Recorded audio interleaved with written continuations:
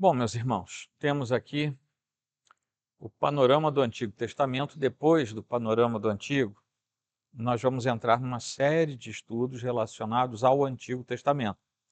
Os livros, enfim, cada pedacinho do Antigo Testamento a gente vai ver em separado. E hoje a gente vai ver o panorama como um todo, que deve ser mais ou menos o que a gente vai fazer daqui a várias semanas. Vai ter um panorama também do Novo Testamento, que é algo parecido, só que para o Novo Testamento.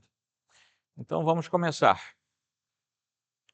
Vocês vão notar que é um panorama aberto, ou seja, a gente está olhando para o Antigo Testamento como um todo na noite de hoje, tá bom?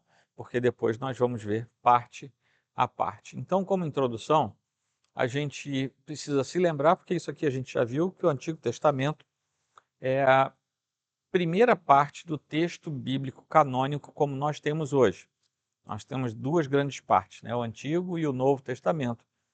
Então, nós, como protestantes, entendemos que recebemos essa herança a partir do texto hebraico e, por causa disso, nós temos a tranquilidade de responder favoravelmente que o nosso texto, de fato, é um texto canônico. Foi assim, nós recebemos esse texto já pronto e, dessa maneira, a gente prossegue com ele. Nós já vimos aqui os cânones protestante, católico e os vários ortodoxos, e o nosso talvez seja o mais simples deles. No Novo Testamento, ninguém tem variação, mas no Antigo Testamento, sim. Então, a ordem dos nomes, como eles aparecem, talvez até nomes de livros sejam diferentes, mas o nosso conteúdo é igual ao conteúdo da Bíblia hebraica. Tá? O Antigo Testamento é mais que uma coleção de textos antigos, mas é o registro inspirado, como nós sabemos que é, da palavra de Deus, daquilo que o Senhor revela à humanidade. E no Antigo Testamento nós temos um entrelaçamento de história, teologia e revelação, projetando para frente, projetando para Cristo principalmente, e para o final de todas as coisas, que é o que a gente chama de escatologia, né? Então, essa é a introdução que nós temos para o Antigo Testamento, coisa que nós já vimos. Isso aqui é só um lembrete para a gente. Qual é o princípio da história? O Antigo Testamento apresenta a história, né, toda a história da redenção, como uma narrativa de fato intencional. Não houve não são crônicas, como a gente vê no jornal, né? Ou via, né? Hoje ninguém mais lê jornal. Mas a gente via, né, as crônicas do Fernando Sabino, as crônicas que a gente comprava, achava legal, tinha gente que cortava e juntava.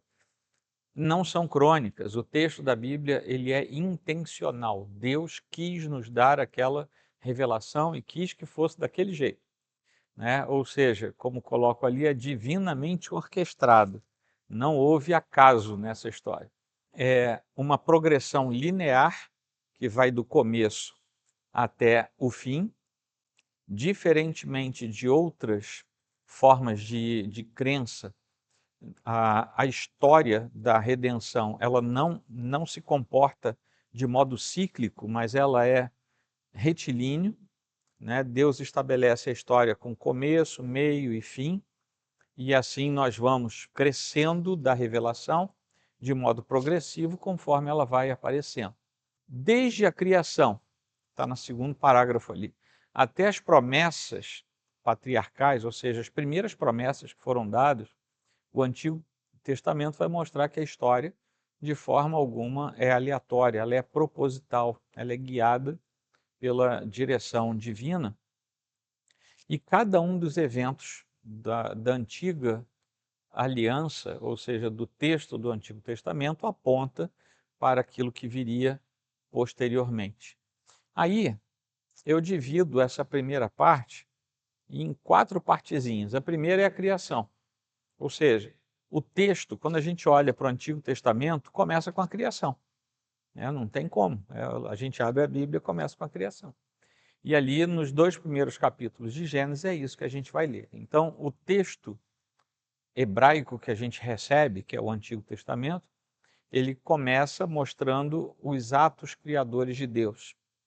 E isso é tão importante que abolir, ou seja, deixar de crer nesse princípio, vai também prejudicar parte da crença correta lá na frente. Por exemplo, se a pessoa não consegue acreditar no comecinho de Gênesis, Gênesis 1, 2, e eu vou ampliar até o 3 e até o 11, ou seja, todos aqueles eventos que eu vou falar aqui, inclusive, depois vem a queda, vem Babel, vem, enfim, o dilúvio. Se a pessoa não crê nesse começo, ela vai ter dificuldade em ter um pensamento coerente, por exemplo, na apresentação que João, o evangelista, né, o apóstolo depois, João faz do próprio Jesus Cristo. Ele estava no começo, ele era a palavra viva de Deus, ele era o Logos, né, o Verbo encarnado. E por ele as coisas foram feitas. Que coisas, se eu não acreditar lá no começo? Então, a Bíblia ela é feita de tal maneira que a gente tem uma ordem de coerência nela. E eliminar partes dela, como vários já tentaram fazer ao longo da história, faz com que a gente não tenha uma compreensão coerente dela. Então, Gênesis 1, por exemplo, nós temos outras narrativas mitológicas de outras civilizações, mas somente na Bíblia existe a descrição de um Deus que cria as coisas a partir do nada absoluto, que é essa expressãozinha latina que está ali, ex nihilo, ou seja, a partir do nada apenas pelo poder da sua palavra. Então, o outro dado curioso é que ainda na descrição da criação, o ser humano é colocado como uma parte especial da criação. Isso não é para a gente ficar metido, né? Mas é para a gente ver que existe um plano de Deus voltado para nós como raça, né? Como seres humanos num todo. Mas aí veio a queda. E isso é a grande história do Antigo Testamento. Que aí entramos em Gênesis 3, temos uma ruptura daquela ordem criada por Deus desde o início, e isso traz consequências. As consequências não só se abatem sobre nós, mas também sobre o resto da criação.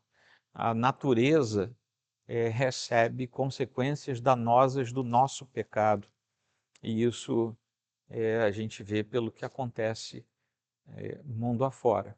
Não quer dizer, e isso é bom, a gente já falou isso aqui muitas vezes, hecatombes, problemas naturais, desastres naturais, não são necessariamente, ou seja, pelo menos eu não tenho notícia de uma que tenha sido, maldição sobre um povo X porque aquele povo fez alguma coisa errada. É o pecado sobre todos nós, assim como a gente pode ficar resfriado, pode ficar doente e pode ter problemas de ordem de desastres naturais também. Tá? É o desequilíbrio e a Bíblia fala que isso é por causa do pecado. Pecado sobre todos, não específico sobre alguém. Isso eu me lembro quando teve aquele tsunami lá na Micronésia, Polinésia, nem lembro onde foi exatamente, mas foi lá para a Ásia. O que teve de gente falando é porque esse povo é idólatra. Gente, isso não tem nada a ver não, tá? Todos nós pecamos, todos nós estamos debaixo dessa possibilidade. Não é por causa de algo especial. Então, a queda explica esse problema universal do pecado, mas aí em Gênesis 3,15, nós temos a primeira promessa de que Deus faria alguma coisa em relação a isso. Então, tivemos a criação, tivemos a queda, e agora, ainda no meio da queda, Deus já faz uma promessa, né? Vai acontecer alguma coisa, e a gente sabe que ali já apontava para Cristo. Na história, na sequência, vem nos capítulos de 6 a 9 de Gênesis, vem a narrativa do dilúvio.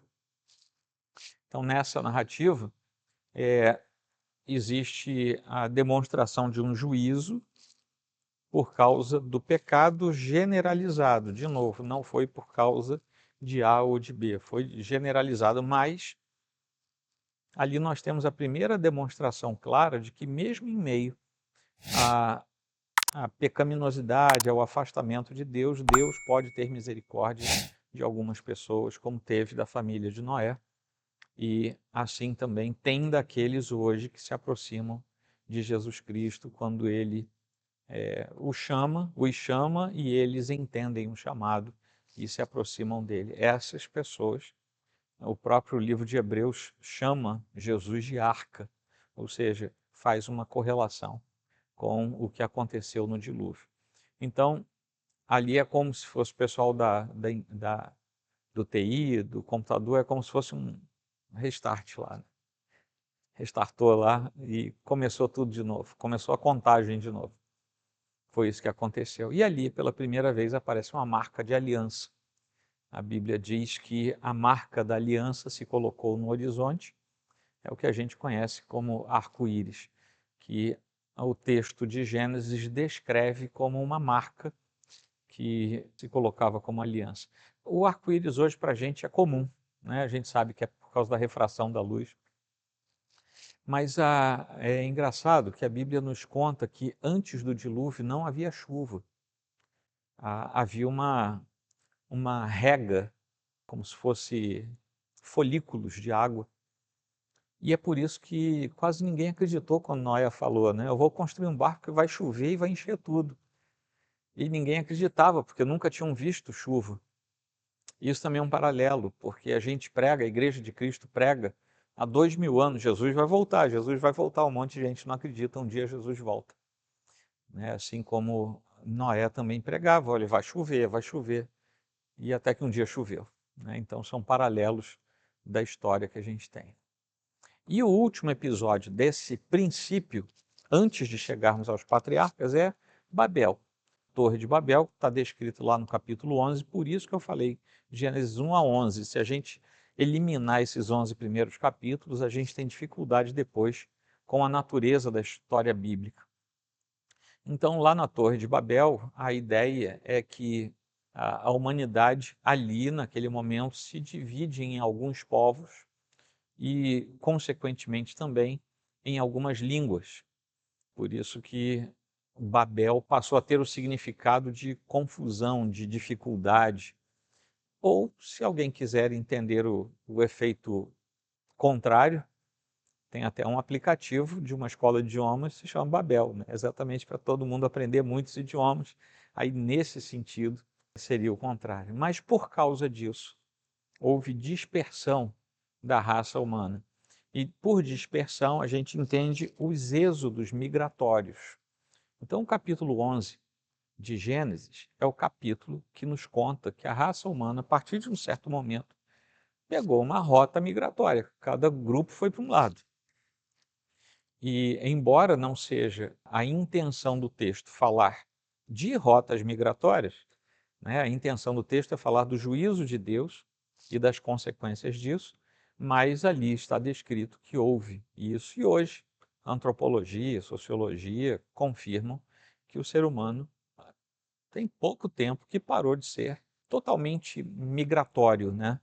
Ele se tornou mais fixo tem poucos mil anos, né? Ele era totalmente nômade e ele se tornou fixo tem pouco tempo, né?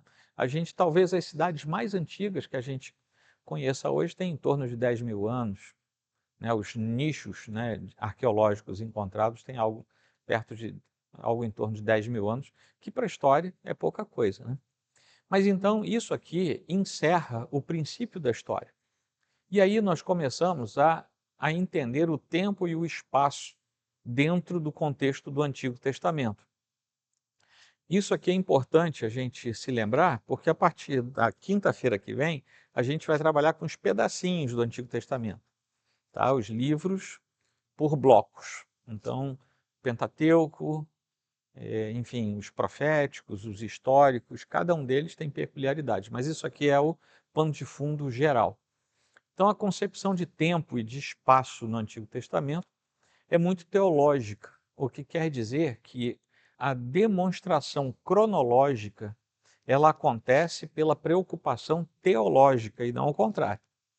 Tá? Então, não era preocupação dos autores bíblicos fazerem um registro de quanto tempo levava alguma coisa. Mas, por causa das características, inclusive de ampliação social e de conhecimento da própria civilização hebraica, a partir de um certo momento, datações começam a ser feitas com muita precisão no texto do Antigo Testamento. Algumas são muito precisas, tá? Como o texto de Isaías, o texto de Esther, por exemplo, são muito precisas, inclusive fazendo relação com o que estava acontecendo no Oriente Médio, fora do povo de Israel, que é o caso de Esther, inclusive. O tempo é linear, como eu falei para vocês, e o tempo no Antigo Testamento também é intencional. Ele mostra uma progressão, porque a revelação no Antigo Testamento ela é progressiva. O que quer dizer que Zacarias sabia mais da revelação do que Davi, porque Zacarias veio bem depois de Davi. Ele já veio pertinho ali dos 400 anos de silêncio, ou seja, já estava indo para lá. O espaço é santificado pela presença de Deus, isso é uma realidade muito marcante, a santificação dos espaços. Então, o Éden era santificado, mas depois que veio a queda, Deus busca espaços e os declara santificados. O tabernáculo, o altar, mesmo antes da lei, de a lei ser promulgada, Deus santificava, por exemplo, o altar, num tempo em que nem sacerdócio havia ainda. Mas ele ordenava a um patriarca, por exemplo, que ele fosse e sacrificasse alguma coisa, aquele espaço era santificado. Deus aparece numa teofania, espaço santificado, a sarça que ardia. Então, Deus começa a mostrar que o tempo é dele e que o espaço mesmo, físico inclusive, precisava ser santificado porque ele estava presente.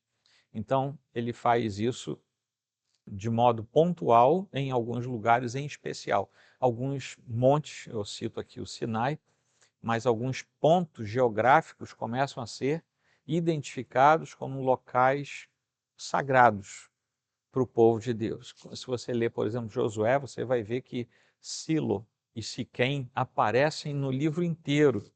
Silo, toda vez que Deus exigia alguma coisa, tinha que ir lá, mas não fala nada, só que o lugar começa a ser repetido e a manifestação de Deus começa a ser muito comum ali. Tá? Então, sobre tempo e espaço. A cronologia do Antigo Testamento reflete essa revelação progressiva, ou seja, assim como a revelação vai ampliando, a cronologia também. E eu coloco aqui no segundo período, no segundo parágrafo, embora as datas sejam debatidas, e por que isso? Porque quanto mais antiga a data, menos certeza a gente tem de que aquela é a data. Aí a gente arredonda tudo, tá? Para a gente ter uma noção. O período patriarcal é mais ou menos de 2000 a 1700 a.C., ou seja, a gente já tem aí uns 4.000 anos de Abraão para cá. O êxodo, né, aquele período de sair do Egito e de andar pelo deserto, acontece. Aqui a gente já tem uma data mais próxima, tá? mais concreta. Cerca de 1440 a.C., a conquista de Canaã. Depois dos 40 anos, né, por isso que só tira 40 anos, eles entram em Canaã, e só para a gente ter uma noção, aquele período ali dentro de Canaã leva mais ou menos 7 a 8 anos. Tá? Aquela campanha, quando eles tomaram Canaã e dividiram a terra, mais ou menos 7 a 8 anos. Depois vem o Reino Unido, de 1050 a 930 a.C., o Reino Dividido, de 930 a 586. Por que 586? Porque em 722 o Reino do Norte se desintegra, é exilado e nunca mais se ouve falar do Reino do Norte.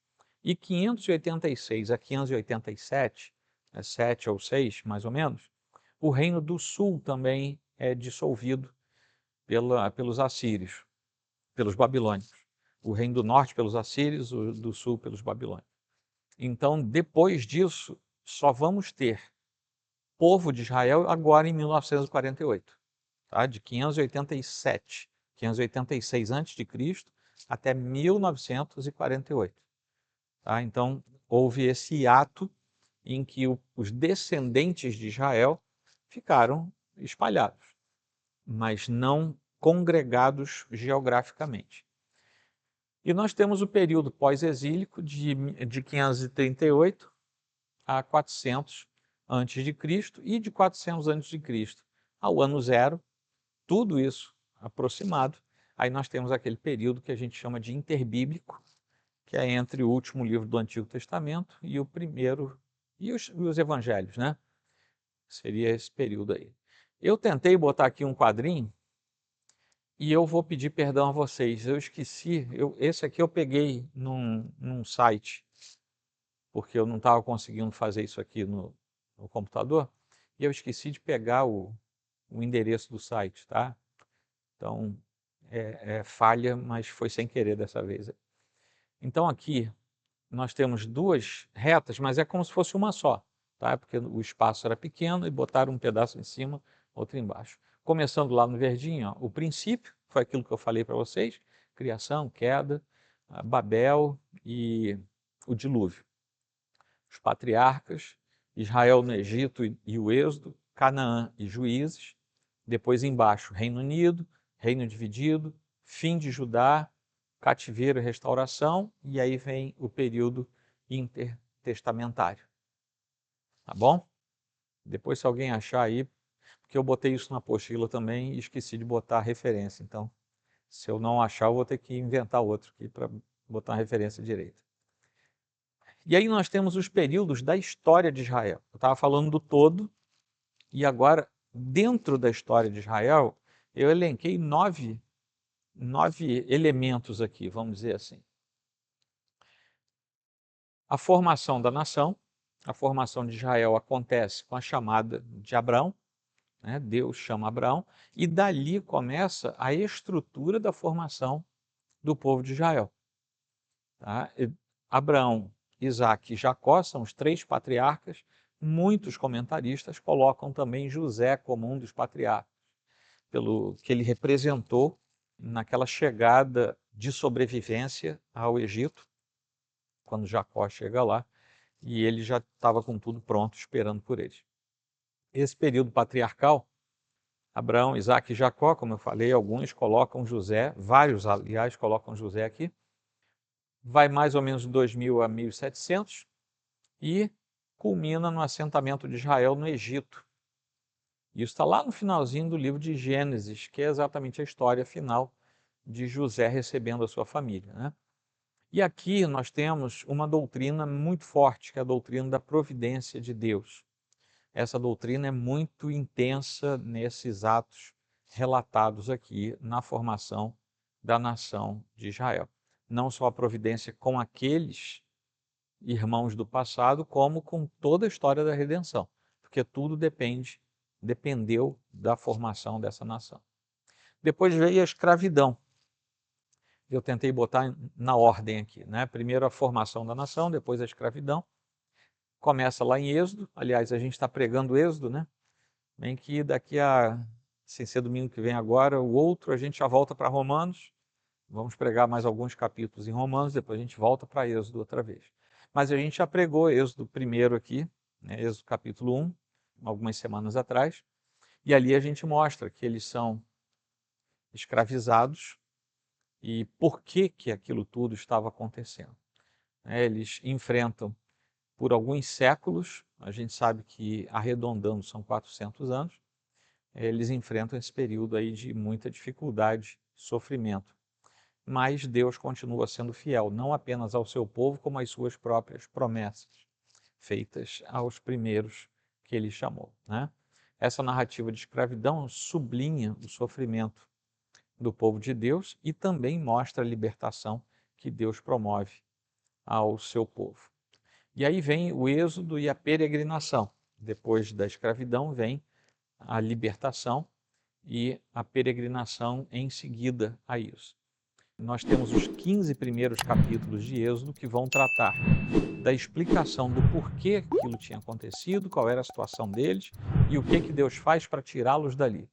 Êxodo capítulo 14 é o divisor de águas, que é quando eles estão de frente para o mar, num lugar chamado Pi-Hairote, e ali o mar se abre e eles passam. A partir do capítulo 15, a história muda, porque eles já estão fora do alcance do Egito, né, do faraó e das suas forças, e dali para frente eles começam a andar sob a direção de Deus.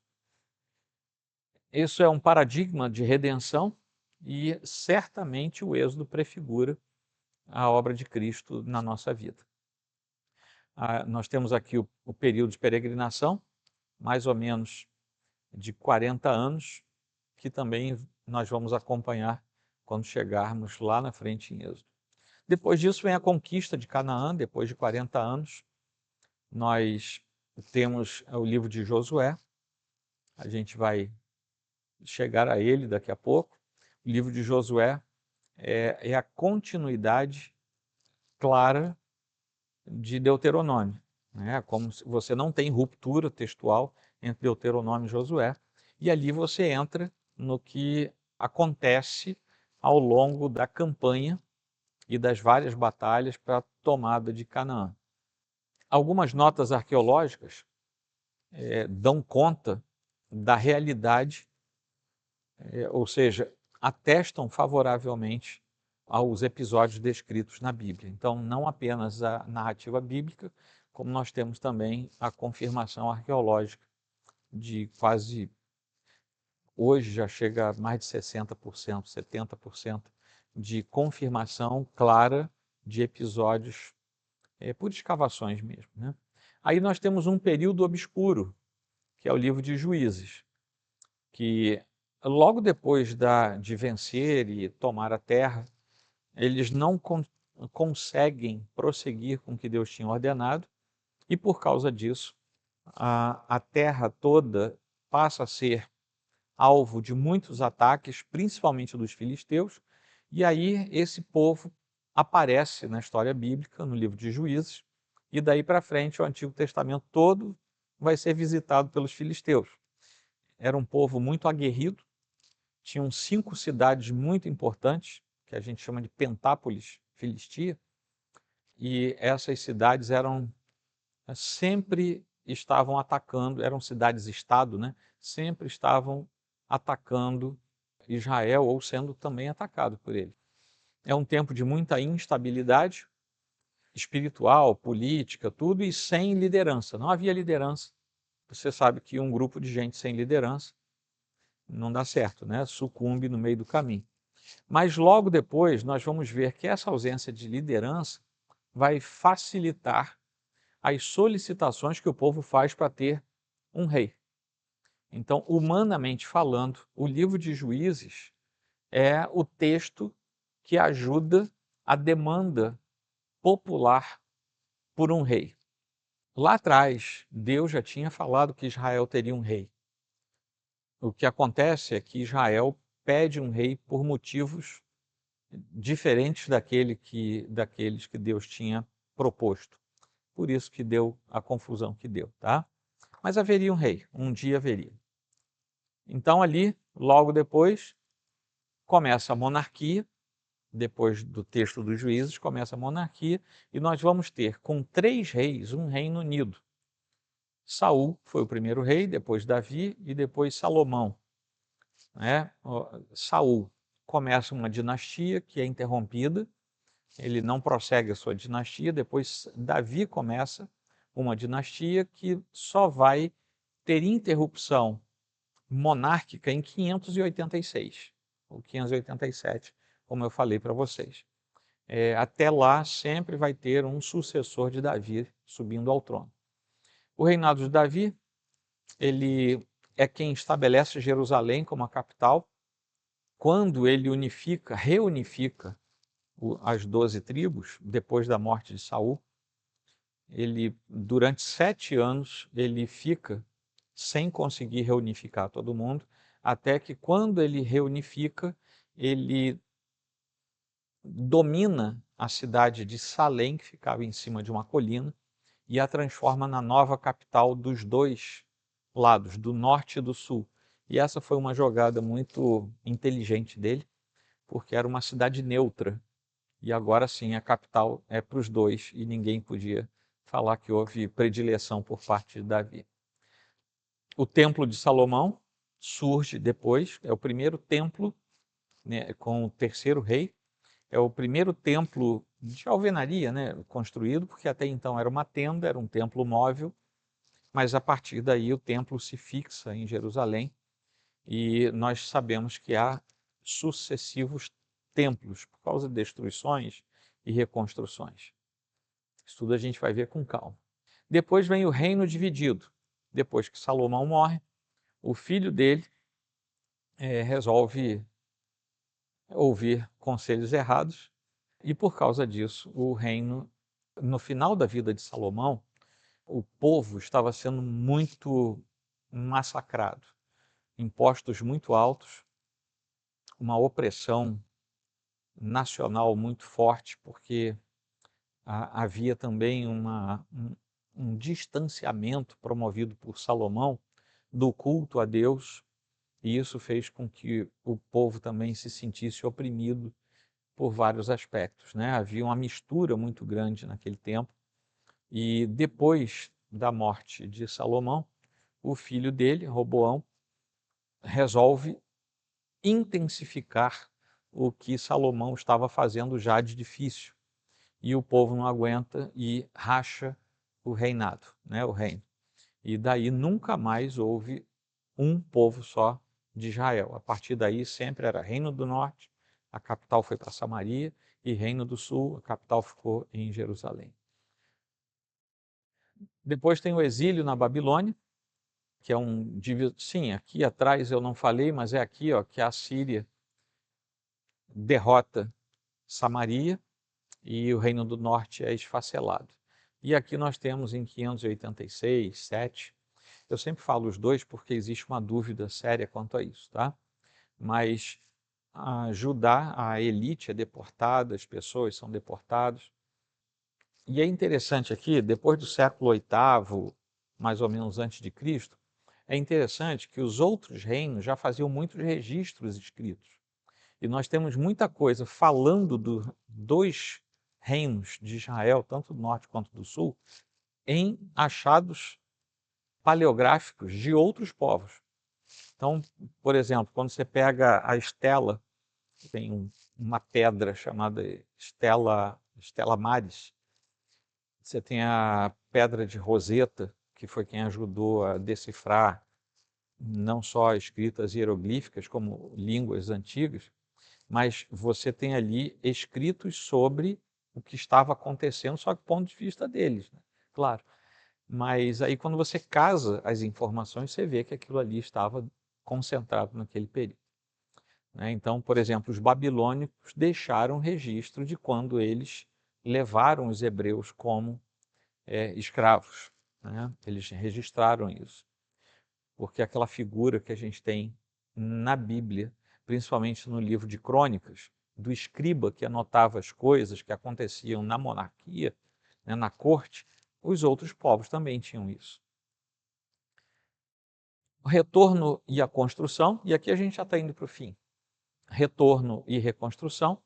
O retorno do exílio acontece em 538, sob Ciro. Aí nós temos a história de Esdras, Neemias, que hoje são 2 livros, naquele tempo era um rolo só, Esdras e Neemias, e ali aparece Zorobabel desempenhando seu papel também espiritual. E a reconstrução do templo, dos muros, isso tudo vai acontecer, mas o que tem de curioso é que depois desse retorno, Israel já não tem mais a pujança que teve antes. E pouco depois já entra em dominação estrangeira novamente. E aí aquilo que eu falei para vocês somente no século XX. E, finalmente, os profetas, né?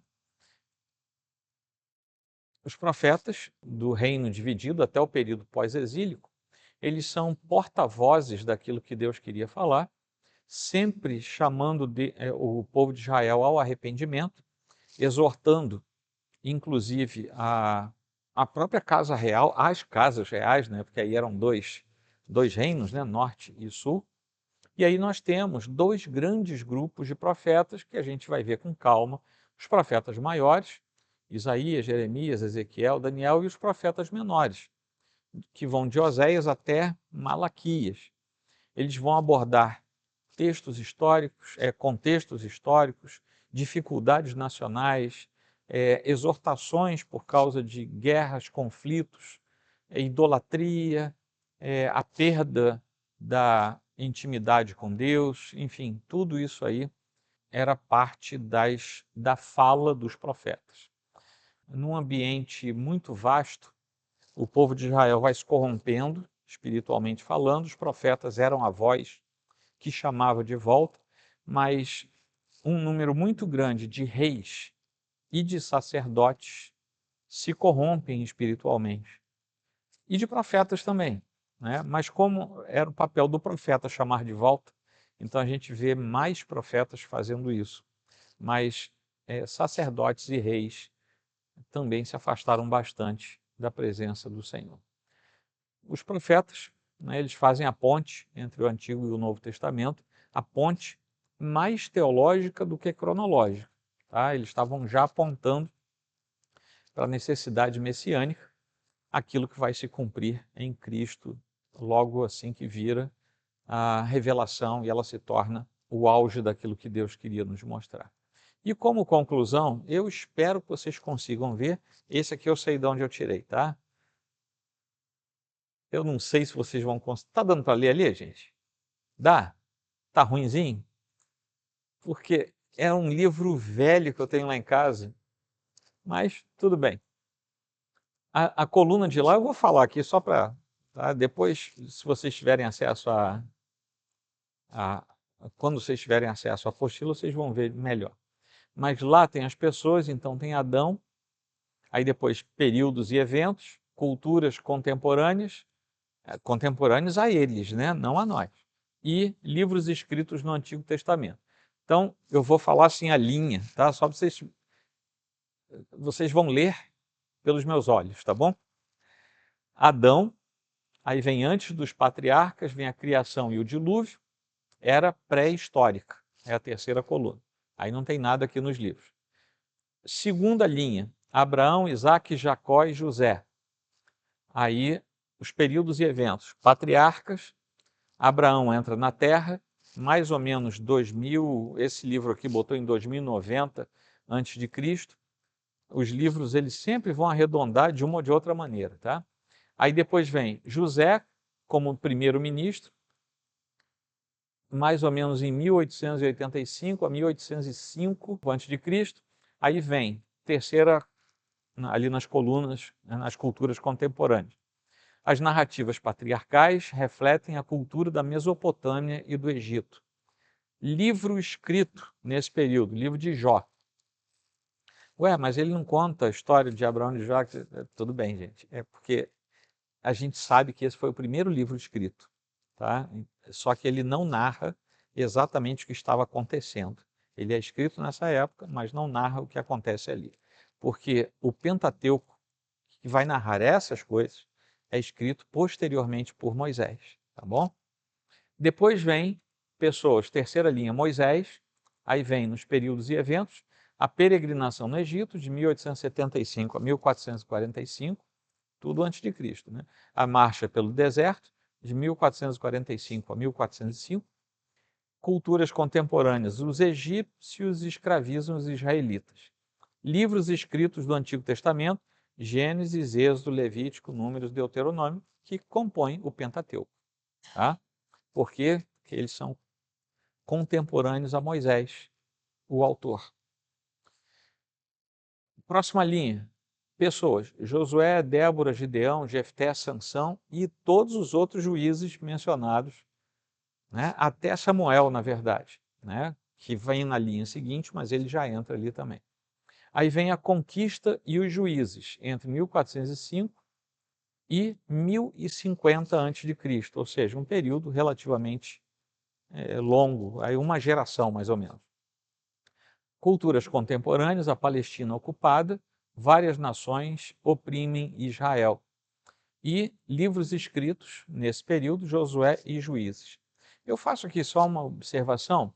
Nas culturas contemporâneas, o autor desse livro, ele usa a palavra Palestina. Essa palavra é anacrônica, ela não existia nesse tempo.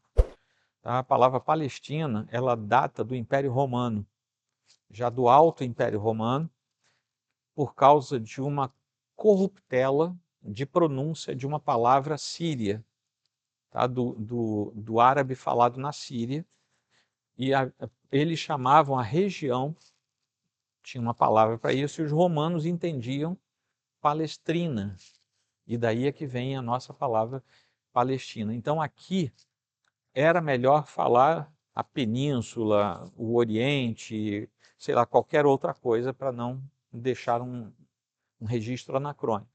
A última linha ali, Samuel, as pessoas, né? Samuel, Saul, Davi e Salomão. Nós temos o Reino Unido, estabelecido em 1050 a.C. Culturas contemporâneas, as nações vizinhas derrotadas por Israel, foi um período de muita guerra, até metade do Reino de Salomão. Daí para lá ele fez expansões diplomáticas e comerciais. Livros escritos do Antigo Testamento: Ruth, Samuel, Salmos, Cânticos dos Cânticos, Provérbios e Eclesiástico. Ok?